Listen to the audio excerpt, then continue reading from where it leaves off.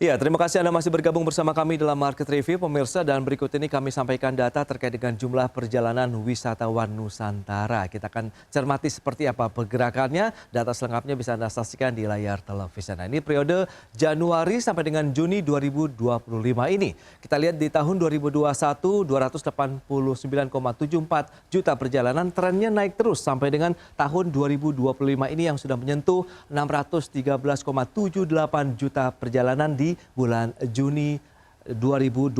Tren dari Januari sampai dengan Juni dengan pertumbuhan sekitar 17,7%. Dan berikutnya perjalanan wisatawan mancanegara ini juga yang berkunjung ke Indonesia. Kita akan cermati juga dari tahun 2021 sempat mengalami pertumbuhan yang negatif, kemudian melonjak di tahun 2022 sampai dengan 102,55%, naik lagi di tahun 2023, tapi kita cermati tahun 2024 sampai dengan 2025 sedikit memang kalau kita lihat ada sedikit kenaikan ya, dari 5,29 juta perjalanan menjadi 6,44 dan 7,05 juta perjalanan di bulan Januari Juni tahun 2025.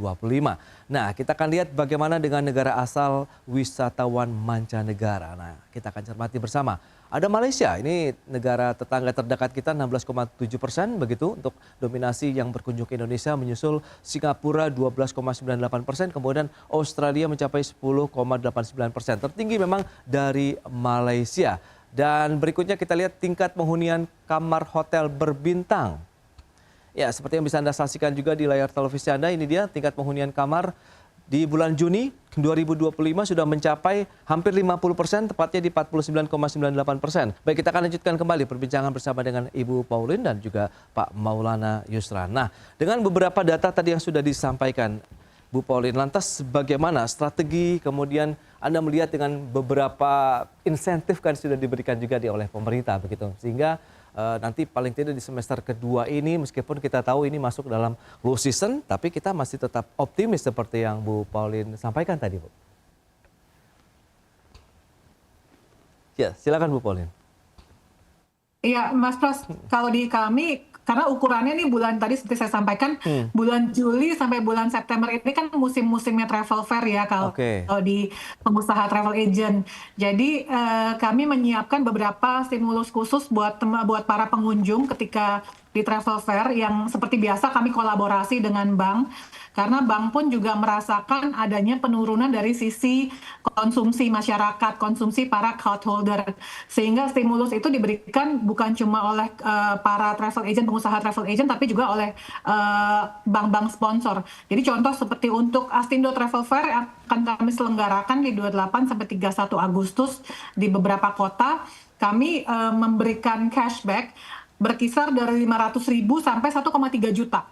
Kalau dulu tahun lalu dan tahun-tahun sebelumnya cashback-nya itu cuma antara 500 sampai 800.000 kurang lebih. Nah, tapi untuk tahun ini karena menstimulus supaya orang konsumsi lebih banyak, kami menyiapkan lebih banyak lagi subsidi untuk para pengunjung yang membeli paket-paket ataupun membeli produk-produk di travel agent anggota kami. Jadi kisarannya itu cashback-nya nanti antara 500 sampai 1,3 juta. Semoga itu bisa membantu masyarakat bisa lebih banyak membeli produk-produk dari travel agent. Kolaborasi dengan PHRI misalnya seperti apa, Bu? Sehingga nanti misalnya dari satu tempat ke tempat lainnya begitu ada koordinasi, misalnya mereka harus menginap di mana, kemudian bisa memanfaatkan kolaborasi dengan teman-teman di PHRI misalnya, Bu Pauline. Di pameran kami itu seperti yang sudah kami lakukan beberapa bulan sebelum ini, kami mengajak anggota PHRI untuk memberikan harga khusus selama pameran kami 3 hari atau 4 hari. Jadi ada beberapa hotel yang memberikan special route, misalkan stay 2, pay 3, atau stay 3, pay 4, atau ada extra benefit, extra perks yang diberikan oleh anggota PHRI, para hotel ini, ketika mereka membeli ketika mereka berjualan di pameran kami.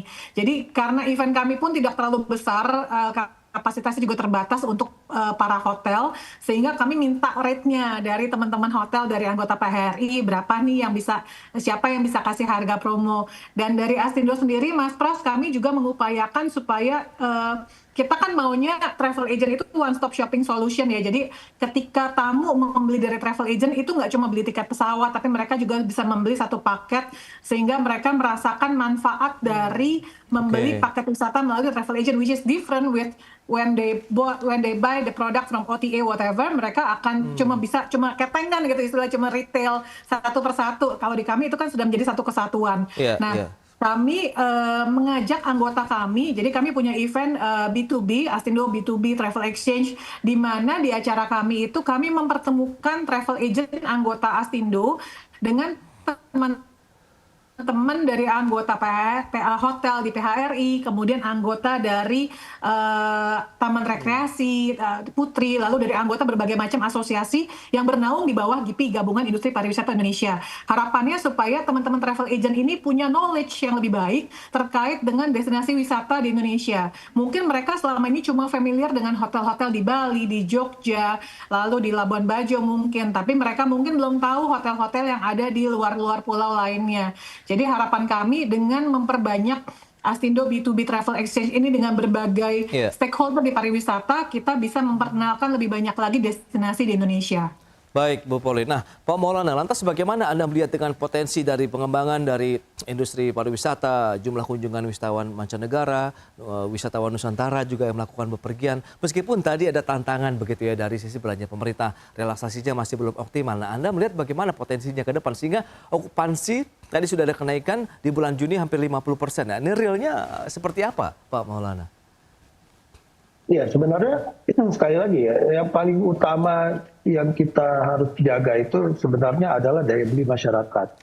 Ini dinamika sekarang, kalau kita bicara pariwisata itu juga tantangannya cukup besar ya. Selain dalam negerinya kita tertantang dengan kondisi daya beli yang menurun, ini untuk luar negerinya juga kalau kita mendatangkan investment dengan berbagai kendala, ada perang ya kan, dengan kondisi-kondisi global yang terjadi ini juga akan menjadi tantangan yang cukup besar.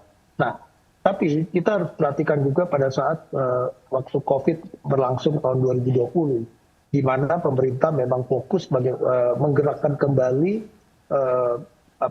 kita waktu itu ekonomi kita tertahan gara-gara pergerakannya juga ditahan. Jadi kunci pergerakan itu adalah merupakan stimulus bagi setiap daerah yang ada di Indonesia. Nah, yang punya kapabilitas melakukan itu memang yang paling besar adalah pemerintah. Karena kondisi negara kita yang punya 500 kabupaten kota itu juga seperti itu, kondisinya tidak sama ya. Kita nggak bisa hanya melihat Pulau Jawa. Dan kita sudah alami berbagai strategi pemerintah dengan memberikan stimulus pada saat liburan kemarin. Nah, toh juga kenaikan atau trigger yang dilakukan pemerintah juga tidak maksimal hasilnya.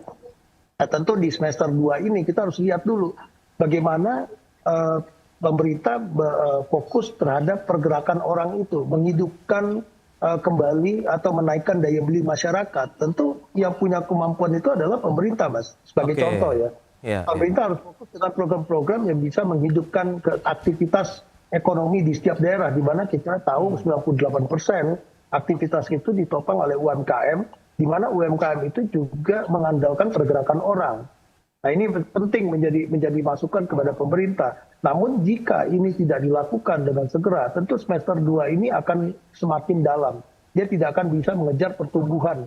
Jadi tren positif di pertumbuhan pariwisata di akhir tahun ini pasti tidak akan kelihatan. Karena kalau kami di hotel itu kami bisa membacanya di kuartal 3 dan 4. Nah, kuartal 3 bulan Juni ini memang terjadi kenaikan dari bulan Mei, tapi kalau kita bandingkan di 2024 itu kan jauh. Mas sendiri lihat tadi kan 8% kita bandingkan di tahun 2024 yang lalu. Nah, ini akan menjadi salah satu yang menjadi tantangan di pemerintah juga, bahwa ada masalah di dalam kondisi saat itu yang paling.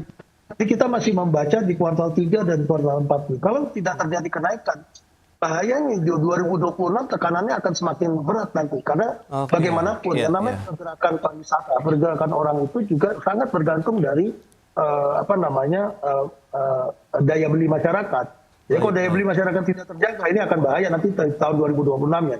Kira-kira begitu, Mas. Oke, strateginya seperti apa untuk bagaimana meningkatkan lagi tren yang memang kalau kita lihat data BPS ini cenderung positif begitu dari industri hotel dan restoran, kemudian juga travel agent. Kita bahas nanti di segmen berikutnya. Pak Maulana dan juga Bu Pauline, kita akan jeda kembali sebentar. Dan pemirsa, tetaplah bersama kami.